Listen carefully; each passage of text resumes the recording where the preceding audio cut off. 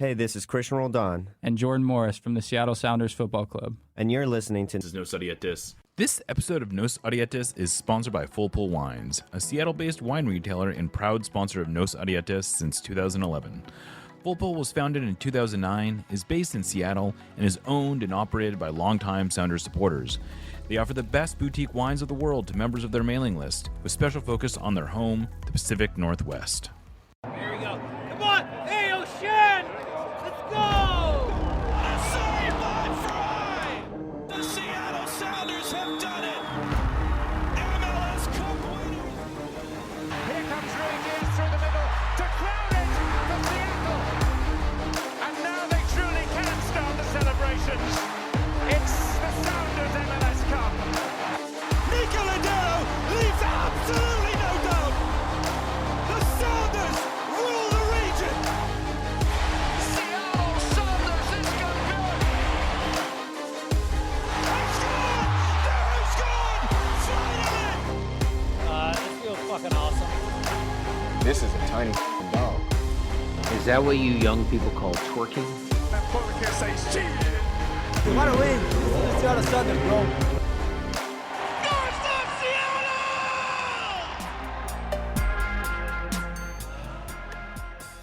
Welcome back to another episode of Nos Odietis. I am Jeremiah O'Shan.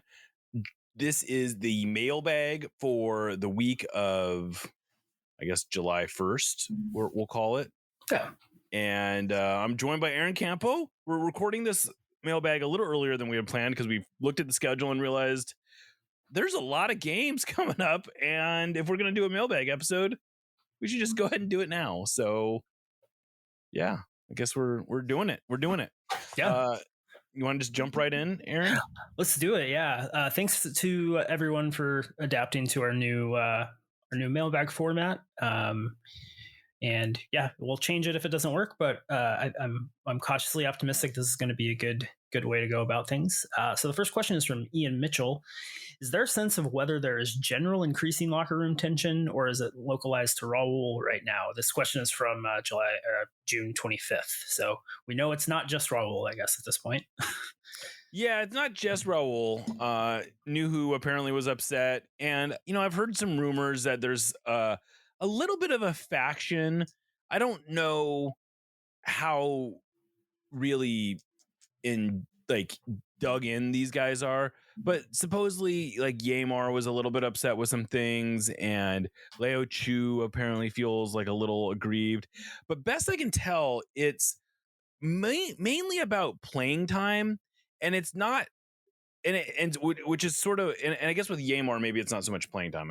Yamar, it sounds like he maybe feels like he's been singled out a couple times for criticism, but I don't know. I don't get the sense that the players are sort of going at each other. I think it's more the players versus coaches, which is, I don't know, I guess a reasonably healthy, as far as those things go. There's always going to be some tension. There's always going to be some degree of players not happy with their playing time. If everyone was happy with their playing time, something's wrong, I suppose. So I don't know. I don't get the sense that there's widespread unrest, and we're not really seeing signs of it at training or anywhere else. So, I think from what I understand, at least with Raul, it does sound like he had a chance to cool off and take a step back. And I think he does realize that whether or not he thinks his long-term future is in Seattle, I think he appreciates that the best thing he can do is play well and either make himself attractive to other teams or make it so he's playing so well he needs to get more minutes. That's the way out of this. He's not going to pout his way out of this situation. And I think he realizes that. The Sounders realize that. I still don't really see a scenario where the Sounders buy him out. I could see him maybe being traded or someone offering to take him off the Sounders' hands. But I don't think the Sounders are inclined to buy him out for one reason or another. I mean, whether it's budget, whether it's culture, whatever it is, I just really don't think it's going to happen. Yeah, I definitely, I think that much is clear at this point. I think if it was going to happen, I feel like after the suspension probably would have been the time for it to happen, most likely.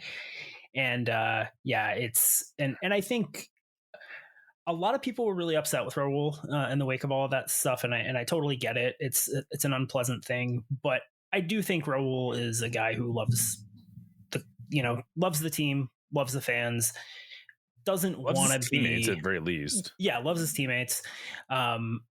Is probably pissed at Brian right now, obviously, and maybe the front office, who knows. But this feels like a salvageable situation. I think a really good outcome would be him accepting a reduced role, where he's at least being counted on to do important things. I think he's looked really good as a sub when he's come on. Yeah, I agree. And he looks a lot like his old self, right? And it was kind of a similar situation with Nico last year, where Nico accepted a reduced role and he wasn't happy about it, but he played his ass off when he got the opportunities to. And, in that reduced role, was a pretty effective player. And I think that's the best outcome right now. And I think probably the most plausible one as well. Yeah. Yeah. I will say that if I'm as an observer, I think the person I'm a little more frustrated in that situation is Nuhu, because it does feel a little bit like he just sort of like Me Too'd this whole thing, where he's like, yeah, Raul's mad, I'm mad too. And he's, here's a guy, he gets pulled out in the 70, we don't have to go through this whole thing, but he got pulled out in the 73rd minute. Sounders scored 3 goals after he came off the field. Like, maybe have a little bit of self-awareness, right? And like chill, but whatever. For sure. We don't need to relitigate this. All right. So the next one is from Twimberly23. It says, do you think the 3-4-2-1 is a formation we will be primarily using by the end of the year? Some of Brian's comments make me think he views that as the best formation for when De La Vega is healthy. It'll be interesting to see. I don't think you can really play that formation with Reed Baker-Whiting at left back. I think that's a tricky, or left, whatever. Whatever it is. Left center back or left wing back? Certainly not left center back. I guess he can play at left wing back, but then you're losing some offense there, I think. So yeah, because you're ostensibly dropping Leo Chu, I think, in that situation. So I think that makes it tougher, but I do think Nuhu is probably going to get a starting job back pretty quickly. I think it's one we'll see more often, but I really do think the nomenclature is very subtle. I think the Sounders have a system that they play, and depending on the guys that are in it, they tweak some things that they do, but functionally it's going to play one way in defense and one way in attack. And right. Who's getting forward, who's staying back, that's going to change based on the personnel available. But ultimately, it's a really similar system, I think, most of the time. Yeah, and I think that's one of the things that's always tough when you're talking about like the Sounders should switch to a 3-back formation, and it's tough because that what you're then talking about doing is effectively taking a left winger off for a left wing back, right? And I don't know if that really makes them more dangerous. Right. I think, in a world where Leo Chu gets sold, potentially, maybe that makes a lot of sense, but I don't know how likely that actually is. Yeah. Next one is from Ken W. Who is our next currently rostered player to be signed to a U22 contract? So the good news, I suppose, if you want to look at it that way, is there's no reason to not look at it this way, is anyone who is up for that type of contract is already signed pretty long term. I don't have it right in front of me, but both Vargas and Reed Baker-Whiting are players who I think theoretically could be due big raises like that. Vargas is probably the one who's closer to a big raise, but it looks like, from my understanding, is there's a lot of interest in him in Liga MX, and that could be something that results in a pretty significant transfer sooner than later. Maybe not this summer, but I definitely wouldn't rule that out. I think there's a distinct possibility that he moves this summer, or at least he's sold this summer. Maybe they can convince the buying team to let him finish out the year in Seattle. But, he would be the person that I would expect to be there. And then I guess Reed Baker-Whiting is the next one who's the candidate. But again, here's a player who's signed at least, I think, through 2027. And, if he continues, if he can stay healthy and he can progress the way that a lot of people think he's going to progress, I wouldn't be surprised if next summer he's sold. And, I don't know why you would feel like you need to sign him to an extension before then. I don't get the sense that he's, the extensions are sort of like, you have a player like a Josh Atencio who it makes a lot of sense for because he was he was due to be out of contract, and he probably had some negotiating ability, get him paid. He's a little old, but he's also 3 years older than those guys. Yeah. So I don't know that there's anyone else in that range. Maybe a Danny Leyva theoretically, but I would be a little like Danny Leyva would have to start playing a lot better than he's been, or he's had to be getting a lot more minutes, I should say, than he's been getting. Yeah, I suppose you could make the argument that extending somebody you're planning on selling it gives you some additional bargaining power, right? A better bargaining position, I guess. But if they're already on long-term contracts, that's right. And I think just in MLS, like I think part of the reason players get sold from MLS is because teams are not trying to drive as hard a bargain a lot of the time. I mean, it's trying to establish itself as a selling league, at least to some degree. I think the Sounders, I don't want to say are desperate to sell players, but I think they'd like to start making a bit of a profit on their academy. So it's kind of at cross purposes there. Like you're not trying to wring every last penny out of your academy players. So yeah. Vargas is signed guaranteed through 2025. So I suppose he might be kind of a candidate for that next year. If he's still here next year, I think he's probably a candidate for it. Baker Whiting, I guess Baker Whiting's contract is only through he's only guaranteed through this year, so he might actually get a new contract. Like if he's back, okay, so I guess I should revise what I'm saying. Looking at this, I actually think there's a decent chance that Baker Whiting will be the next player on this contract if he is still with the Sounders at the end of this year. And that even if it's just to get him to next summer, it would probably make sense. He's got an option for 2025. The Sounders will exercise that, I'm sure, but then they'll probably want to work on a longer term deal there. So yeah, there's your answer. Right? Maybe it's I overestimated how long they were signed for. So yeah, good question. Good question. Maybe look this up, Ken. Yeah, it is technically your turn in the rotation, but I'm going to ask this one because it's better suited for you. It's from Levexcellent Comment. Without sharing anything, very good name. Without sharing anything that's too confidential or dirty laundry, could you please provide us with an update on the players who did not attend the 50th match?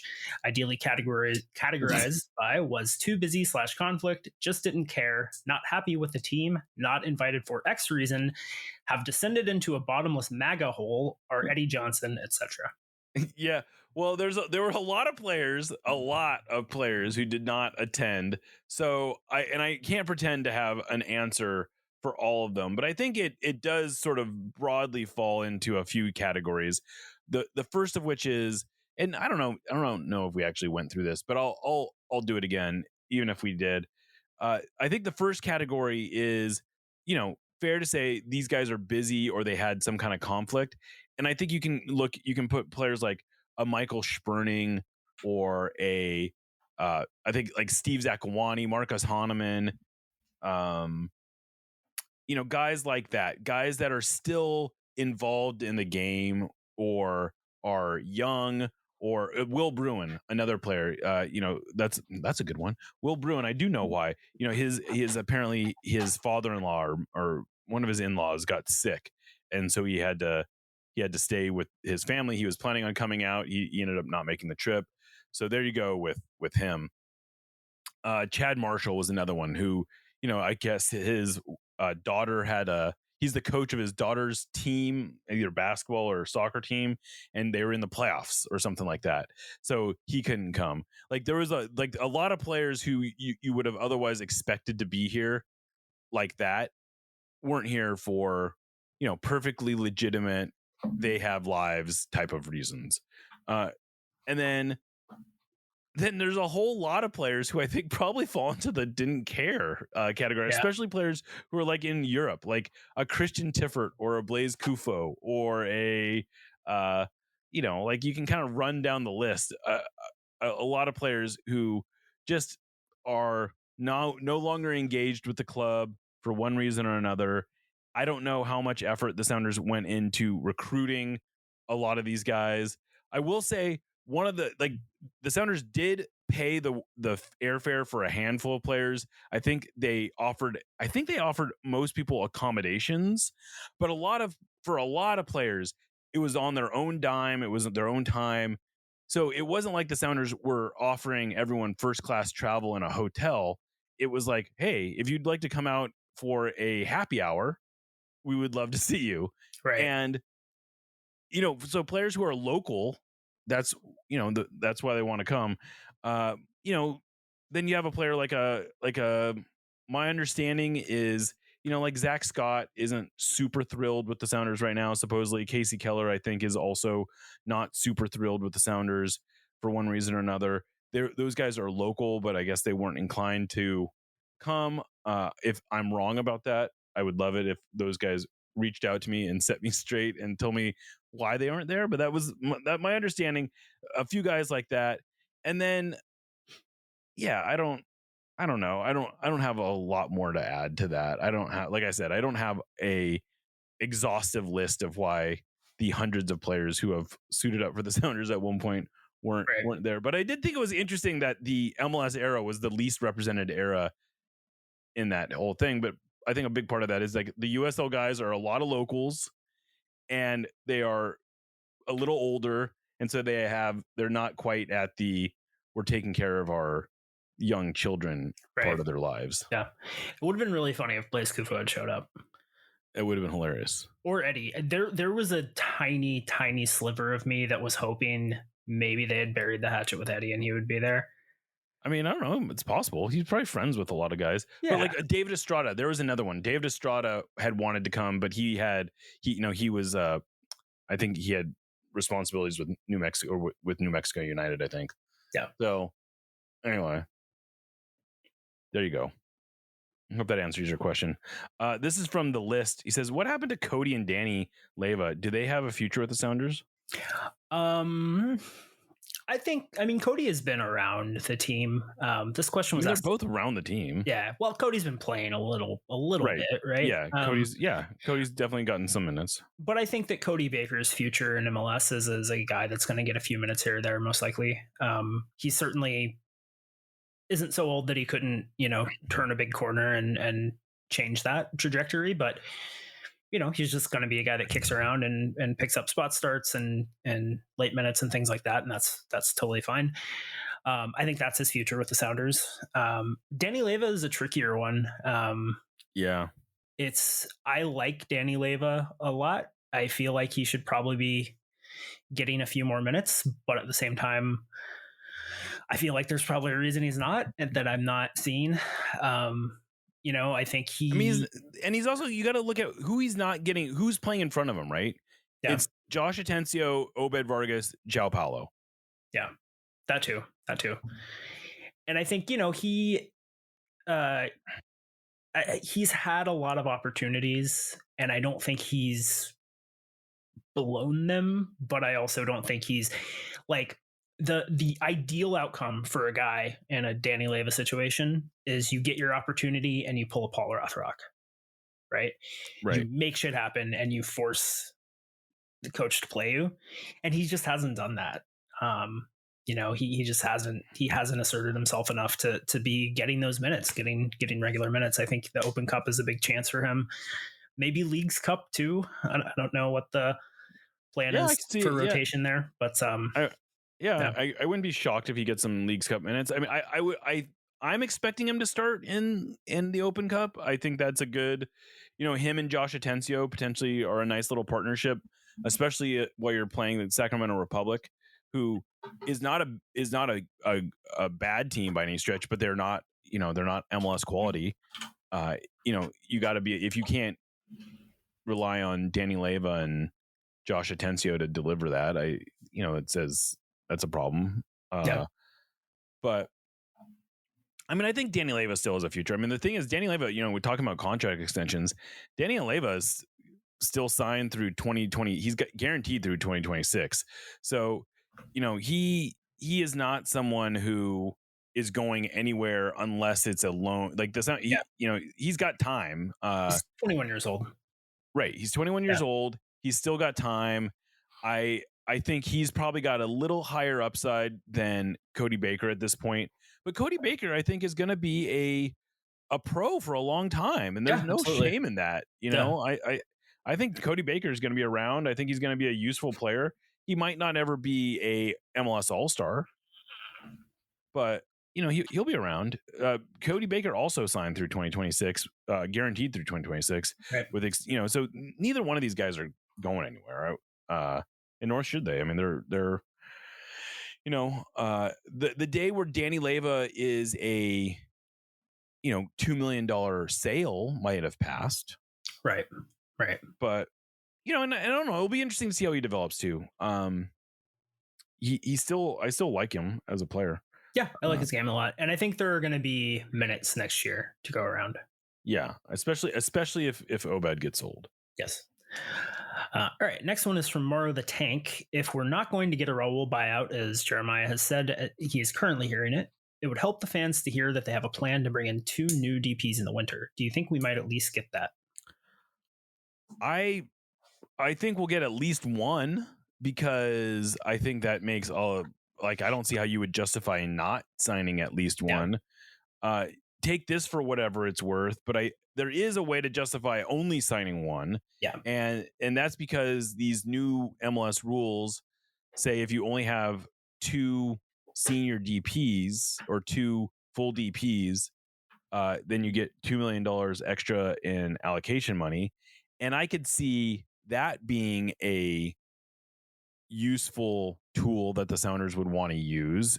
That's not gonna, I realize that's not gonna fill anyone with excitement right now, but $2 million of GAM should get you a really good player. It won't get you a DP, but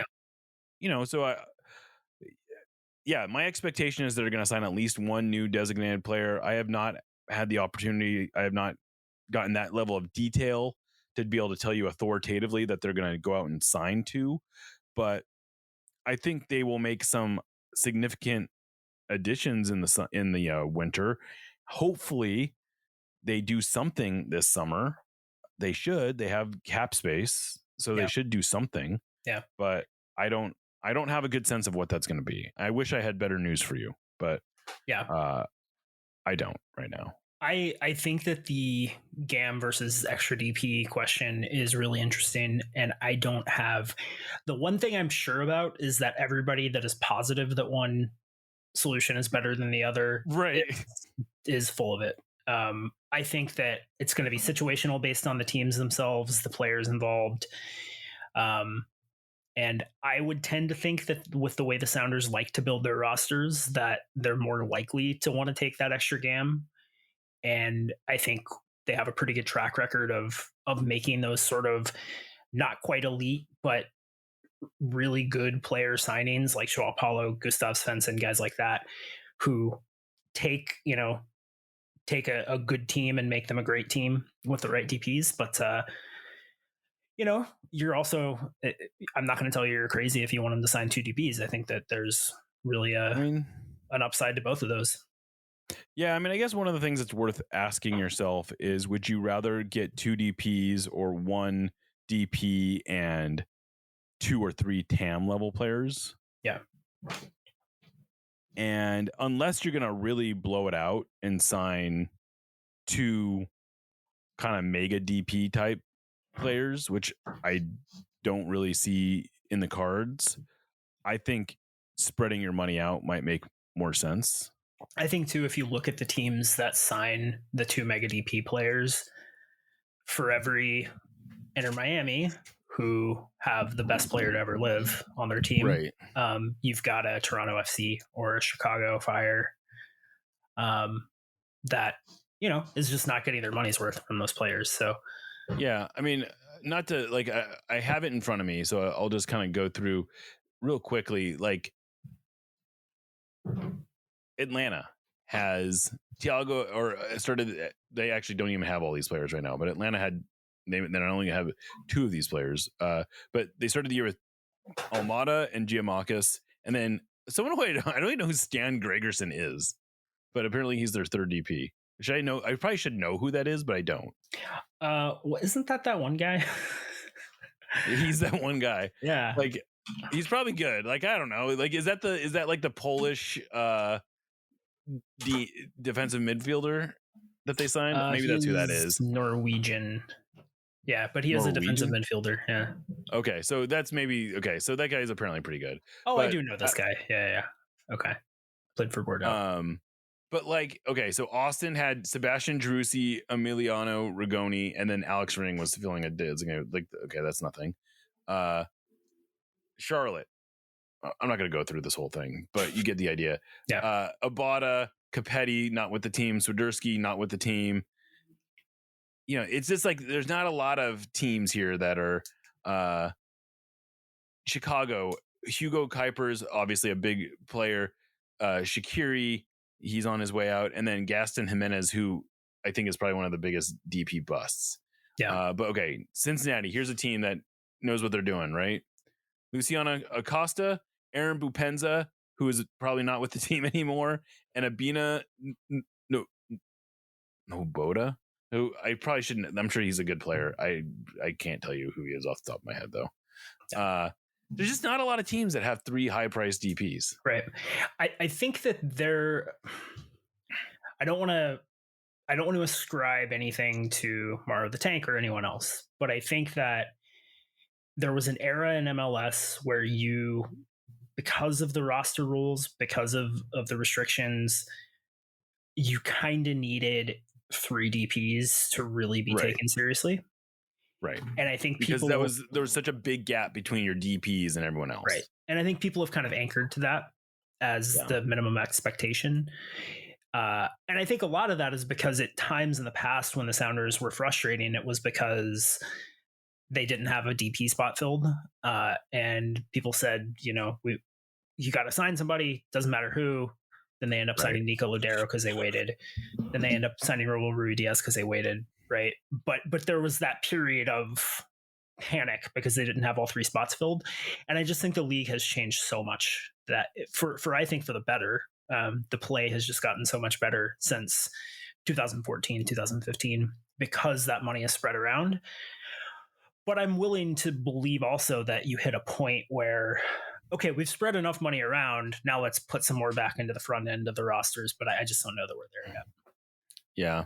Well, and just to kind of close out my thought, because I'll talk about 2 other teams that are, I think, good comparisons, because this is sort of like where the Sounders should be aspiring to be. But Columbus spent big on Cucho Hernandez, spent big on Diego Rossi. Then they have Darlington Nagbe, who is a good player, but he's not a super expensive player. LAFC only has 2 DPs. One of them is Danny Bwanga, obviously great. The other is Edward Atuesta, who is a good player, but is not like, he's not necessarily the kind of big spending DP. One of the exceptions is the LA Galaxy. They got Ricky Puig, Gabriel Peck, and Joey Pantsil, but that's like one of the only teams that's actually spending big on all 3 spots. And LAFC is about to add Giroud. And I know people are frustrated about that. Is he not? I don't know. I didn't know if he was. I assumed he wasn't, but maybe he is. If he's not, then they're pulling some Gareth Bale shit again. But I just we'll see how that goes. I guess I don't know. They also have Kai Kamara on their supplemental roster, which you just gotta love. But anyway, I love Kai Kamara.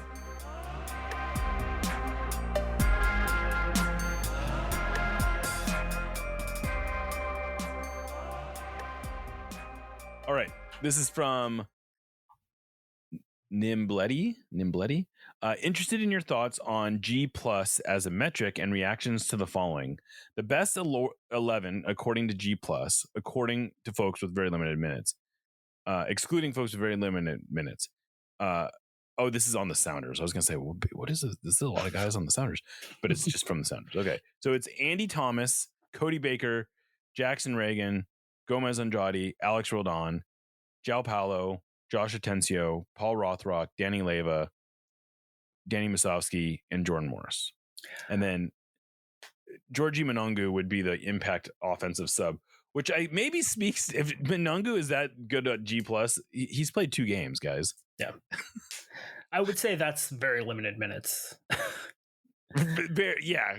I don't know how he breaks in with the limited minutes, but then he says Christian Roldan and Rusnak are both lower than he'd expect. Obed Vargas, Nuhu, and Leo Chu are pretty low. Rui Diaz is absolutely terrible. We've talked about that before. But anyway, yeah. What do you make of that? What do you make of G plus? How do you feel about G plus? I am not. Should we explain what G plus is? Do people know what G plus is? I think that people goals added. I guess it's actually technically called goals added. I don't know why I called it G plus. I mean, is it fair to say that it is the soccer equivalent of like runs above replacement in baseball?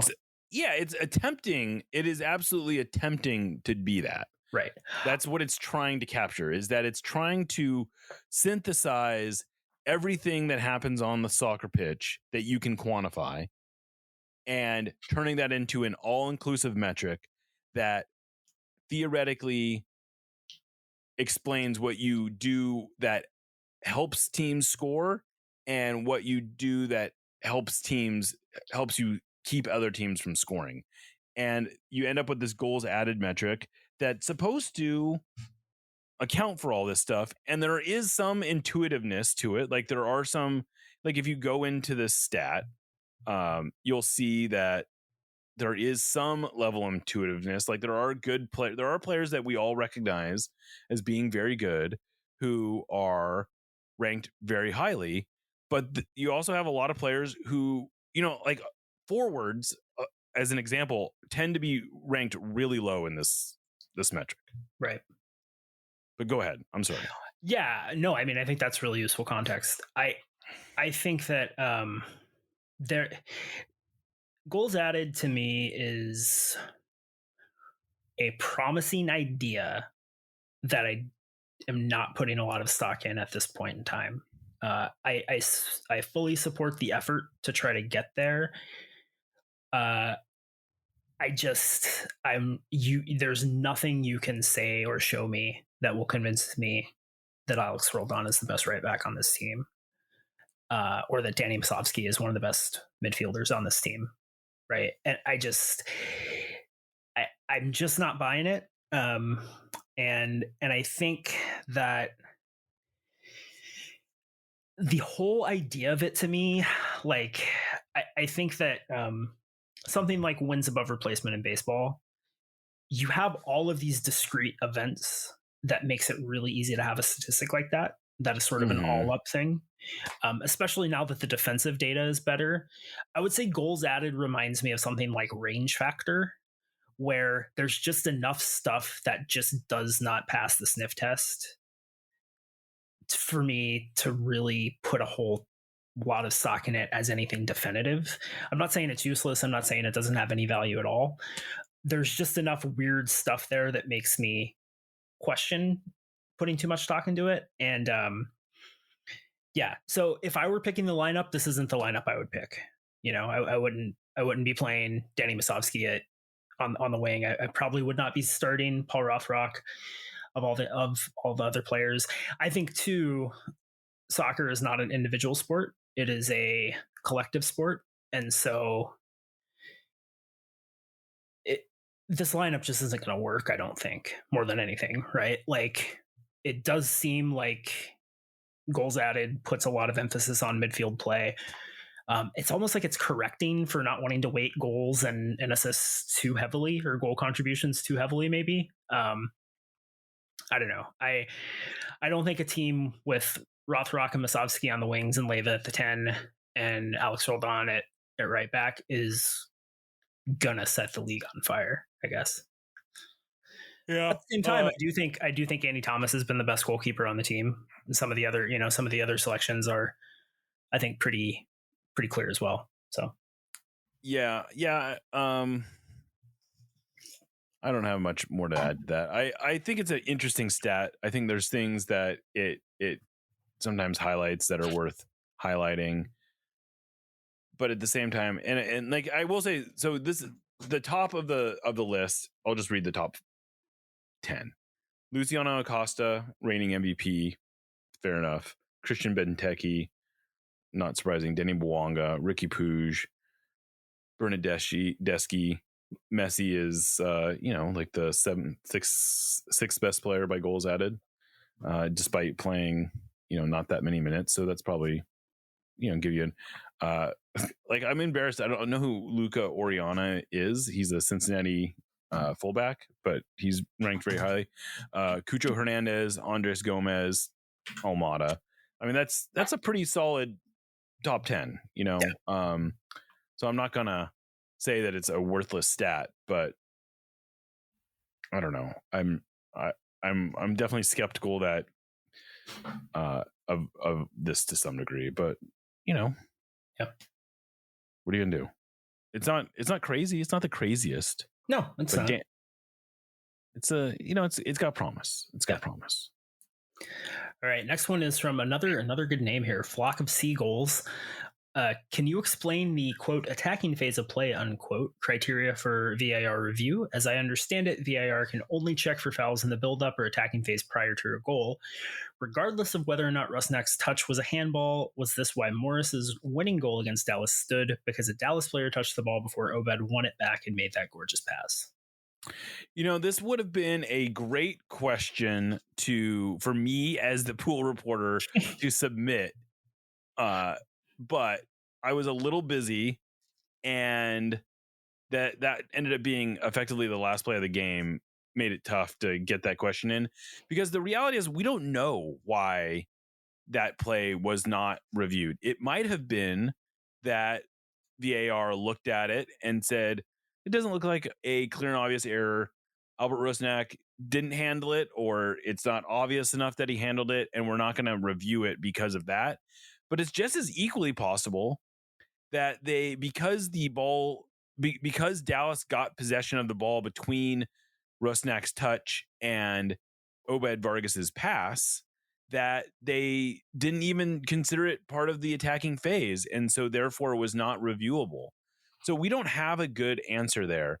My gut tells me that it wasn't reviewable because the Dallas player didn't just touch the ball, he possessed the ball and he passed it. Like, to me, that changes the attacking, that makes it no longer part of the attacking phase. And so my assumption is that was not reviewable. I suppose I could have, maybe this was addressed on instant replay. I didn't watch it last week. Maybe I should have done that in preparation for this. But yeah, that's my assumption. Yeah. Makes sense to me. Yeah. This is from Scott Chupak. He says, given the level of player that we are likely to get in the transfer window, just how much would it actually improve our best 11 or even our best 15? If we go based on the amount of cap space the Sounders currently have, what they could add, like a $500-ish thousand player, somewhere 500 to 800,000, something like that. So, I don't know. I mean, it depends. Can you upgrade on Leo Chu for that? Maybe. Yeah, like, I don't know, a player that this is kind of came out of a conversation that we had on Discord where I sort of threw out the name Johnny Russell, not because I have any great insight into the Sounders' pursuit of Johnny Russell, but this was a kind of player who I look at and say, I could see Kansas City agreeing to part ways with Russell for a marginal return. He doesn't take up a designated player spot. He's making about $1 million this year. You could fit him. You could figure out a way to fit him into the cap if Kansas City's willing to keep some of his salary on their books. And he's a player who I think he's got 3 goals and 2 assists, something like that. So he's not exactly lighting it up, but that's why he's available. And I don't know. Do you think let's just use him as an example. Does Johnny Russell to you raise the Sounders level? No, not at all. Not to me. Yeah, I mean that's fair. That said, I really do. I mean this entirely sincerely. I know in the past I have argued against making a signing for the sake of a signing. I do think it's different right now. Yeah, I for sure agree with that. Yeah, and it's like if you tell me Johnny Russell is the best player the Sounders can get, I'm willing to accept that might be like, I don't love that move, but I do think that's better than literally doing nothing, because I think doing nothing cannot be seen as a realistic option for this team. I think part of the front office's job is to inspire fan interest and inspire players to have to compete better. And I think if you just stand pat and just say, look, we don't have enough money to do what we want to do, so we're just going to do nothing, I think you risk just being just not like failing the basic level of like giving your fans and your teammate, your players, some like tangible evidence that you are trying to improve the roster. I 100% agree with all of that. However, if the best player you can get in the summer transfer window with a bunch of guys out of contract is Johnny Russell, fair enough. What are you doing, right? I think that's fair. And I think about a player like Gustav Svensson, right, who was a free agent midseason signing, if I recall correctly. I think he was in the offseason, but he was a free agent, and because Sweden has the similar counters. Right. But I would imagine a player of that caliber, like he was a great find, and I think undervalued from the start. But if you can get a winger who's 80% of that level, I think that's a pretty big upgrade from what the Sounders have right now. I mean, he's going to end up taking Paul Rothrock's minutes most likely if that's the guy you sign. Right. But so yeah, I mean, I think if they've got their eyes on guys, if they've been doing their due diligence, scouting free agents and things like that, then I think that there are guys that could make a decent impact on the first team. I think if they're in a situation where they're going to have to do something within the league,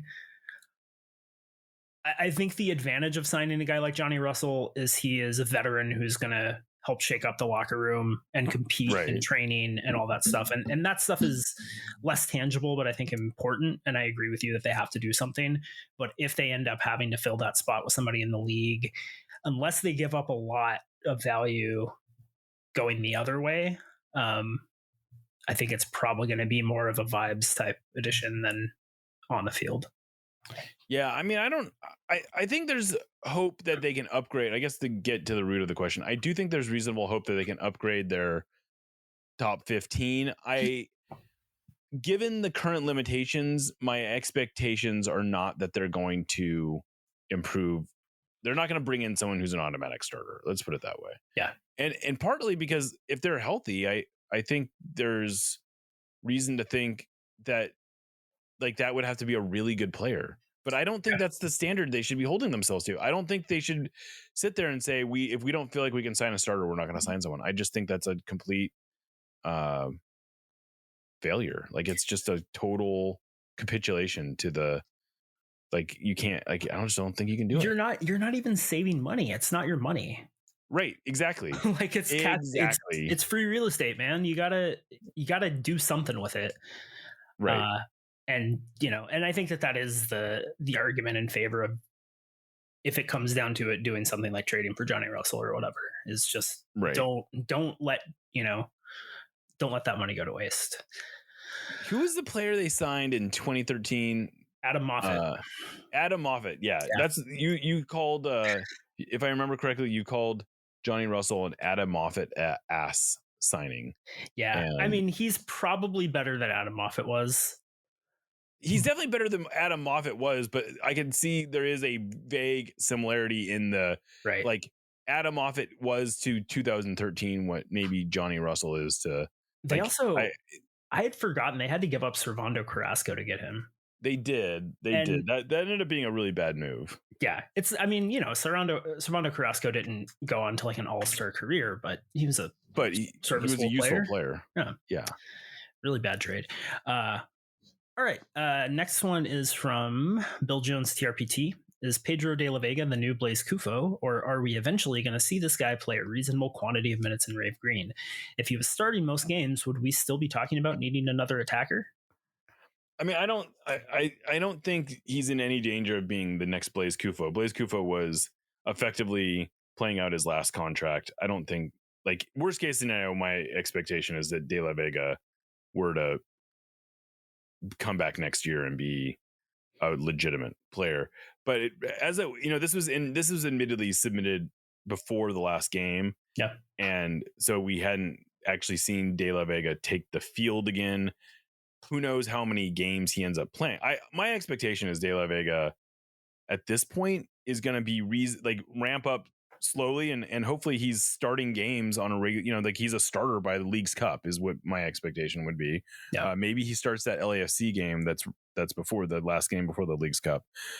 I think that's a reasonable hope, and he didn't exactly blow the doors off in the 15 minutes that he played against the Chicago Fire, but you can see, like, even when he's not playing well, he's still doing stuff that you can like, right? Yeah. Like he put the Fire under a lot of pressure, even though he wasn't clean. He had this great move that I wrote a story about today, or I used as an anecdote in a story I wrote today about how he spun his defender, and instead of taking it to the corner and just kind of wasting time, he took it into the box. Sounders were winning. I think you could have, like, I've watched that play now 10 times. I still think it's probably a penalty. Yeah. There's not a great angle of it on the broadcast, so I can't say for certain, but it's like, I appreciate the mindset that goes into that. Similarly, like the last play of the game, Christian Roldan's driving into the box and he makes himself available. Roldan shoots. He crashes the far post inches away from poking in the rebound, but the defender gets there first. Like, I love the instincts that he's showing. I love the aggressiveness. He is a downhill player. He is going to attack. He's going to, he's got 7 successful dribbles in like 120 minutes. This is that's an astounding rate. Like, that's double the rate, I think, of anyone else on the Sounders. Right. And, so he's going to make stuff happen. So I'm reasonably optimistic that we'll see enough of him this year that it will feel like it wasn't a completely wasted signing. Yeah. To me, he's not exactly analogous to Raul Ruidiaz or Nico Fladero when they came in, both because he came in at the beginning of the season and has just been hurt, but also he's at a different phase in his career. And I don't think having that level of expectation is healthy. But he seems to be playing in a similar way where he understands that there's a lot of pressure on him to be a cut above, right? And to elevate the level of the team. And he seems to be extremely willing to take on that challenge. Like, he doesn't seem too big for that pressure, which I think is a really positive sign. Yeah. This is from Sounders Monkey. It's a good one for you. Would you rather win the League's Cup or the Open Cup? I'm really glad this one came to me. Open Cup, and it's not even close. Not even a question for me. I'm sure that the League's Cup is more financially beneficial, and I'm sure, there are all sorts of arguments to be made in its favor, and I'm not going to tell anybody they're wrong for, being convinced by any of them, but the League's Cup is nothing to me. So open Cup all the way. I'll go one step farther. I would, if it meant, if the Sounders winning League or Open Cup meant that the Sounders failed to advance out of their group in League's Cup, I would take that trade every day and twice on Sunday. Yeah, like, absolutely. I would so much rather, like, this is not, and it is a false choice, because doing well in Open Cup does not mean you don't have to sacrifice. Like, League's Cup is like, the way they've structured it is like, you don't really sacrifice anything other than, playing a few extra games to be in League's Cup, but you're not, it's not concurrent with the league. It's not concurrent with Open Cup. So it's not like there's a direct trade-off, but I think I'll care about League's Cup if the Sounders get to like the semifinals. Yeah, sure. And like a trophy is on the line. Oh, sure. I'd like to win trophies. It's a lot of fun, but until they get deep into this tournament, I don't really care about it. Yep. And Agreed. that said, they should get out of their group. They're in a group, in case you didn't remember this, they're in a group with Minnesota United, who is not looking so hot these days, and Necaxa, who is not a very good Liga MX team. So they should get out of it. But I would take that. That said, I would say, like, if I want the Open Cup more than than a lot. Like I would sacrifice some playoff positioning even for Open Cup, I think. Yeah. I wonder too if there's really a case to be made that not playing more games would be good for the team. But I think all that depends on how the season is going, right? Like if they go into Leagues Cup hot, it would kind of suck if they, Bomb out. Yeah, bomb out. And yeah, of course. Like I wouldn't mind them doing well in Leagues Cup, but if you're asking me to choose between the Open Cup and Leagues Cup, that's a no-brainer. Next one is from Jack Smith. What happened to the March to the Match? There used to be entertainment, music, and giveaways, trying to motivate the fans. Now it's dead. Just a few March. We used to hang out there before every game. I've been wondering about this. I didn't know that the March to the Match had been sort of diminished. I suspected that was the case. I think they still I saw that they did it for the 50th anniversary match because Kellen Rowe and Eric Freeberg and I think Brad Evans were there carrying trophies. But I don't know. I don't know. I used to walk through there a lot on the way to the game. I haven't done that in a while. So yeah, I guess it's something I can look into, but the March is a fraught event in some ways because it was obviously started by ECS and it was their thing. And then when the Sounders came into MLS, they kind of latched onto it and sort of made it their thing. And then it's sort of been this push and pull with ECS ever since then. And so I think the taunt essentially was that the Sounders would sort of do a rally, sort of rally before the game, but then essentially allow ECS to lead the march. And it just seems like I would imagine maybe ECS's passion for leading the march has gone down. I don't know. I can't really speak to it that much because I haven't seen it with my own eyes, and I don't have a good answer. But I will say the march, as far as I know, there is some additional context. This is an okay example of in the Discord, in the questions thread, we normally don't want people to chime in, but I think this is useful context. Mindy says that ECS is still running the march. That's been my experience as well. I still see the march happen. Okay. Now I haven't been to every game or even a ton of games this year, but I've been to several and the march has happened before every game.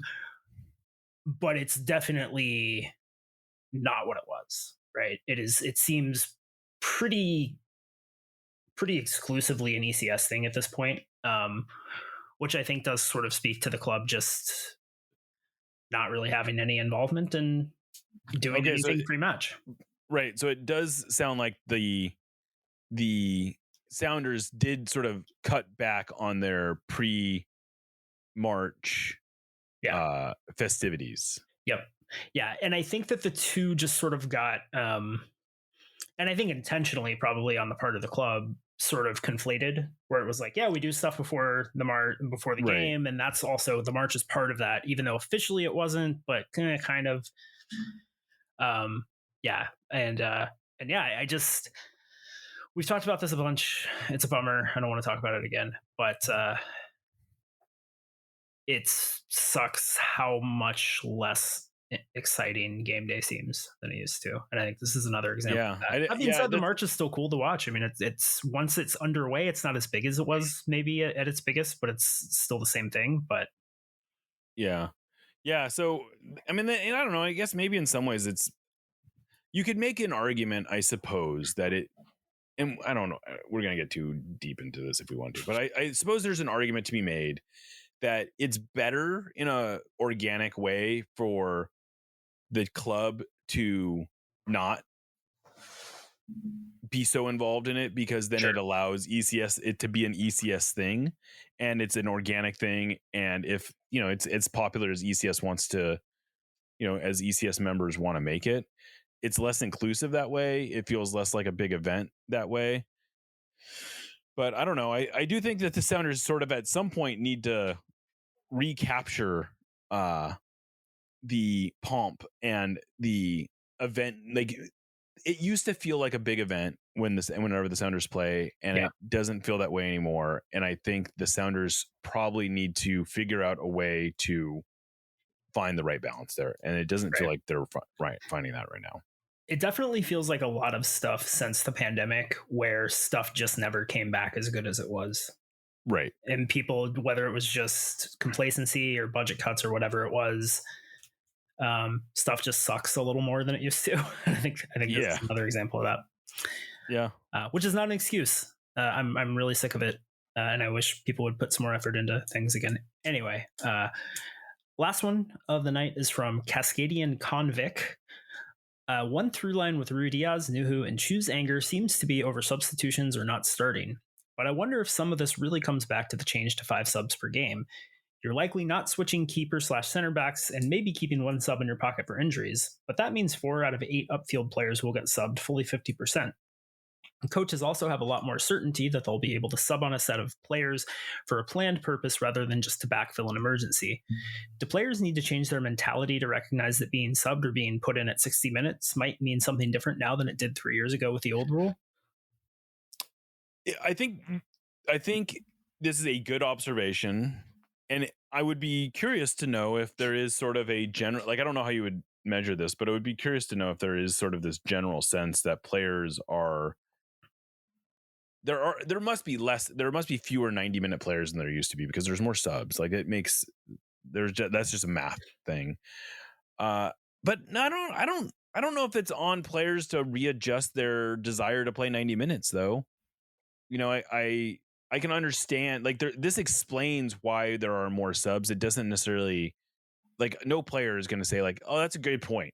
Like, I used to be unsubbable because we only had 3 subs, but now I am subbable because we have 2 extra subs. Right. Like, no professional athlete is going to take that.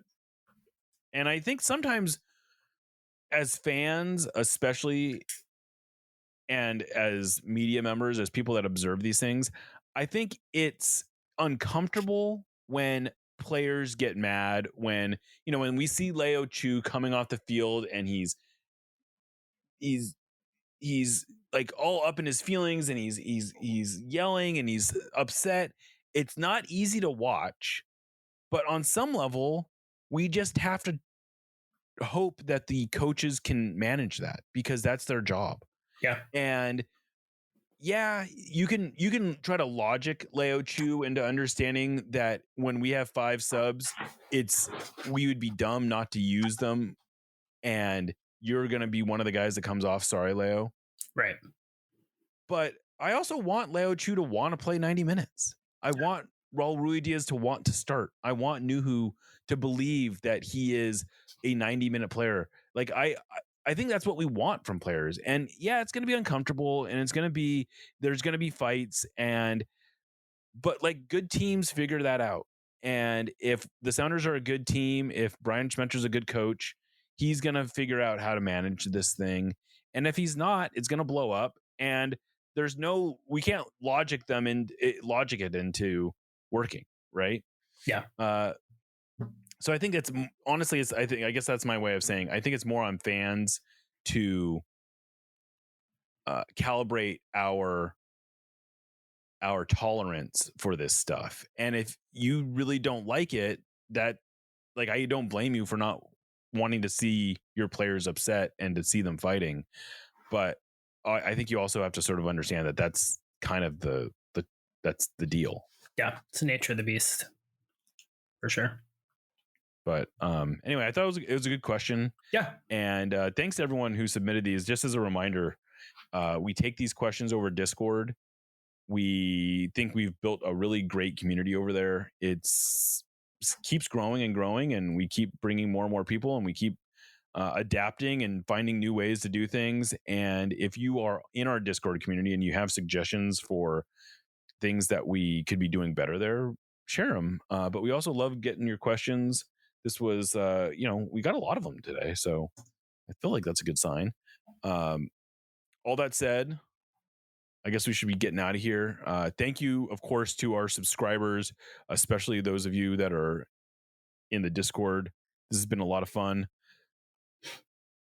I'm Jeremiah Shan, signing off for Aaron Campo and Lickett. This is No Sodietis, and we will catch you next time.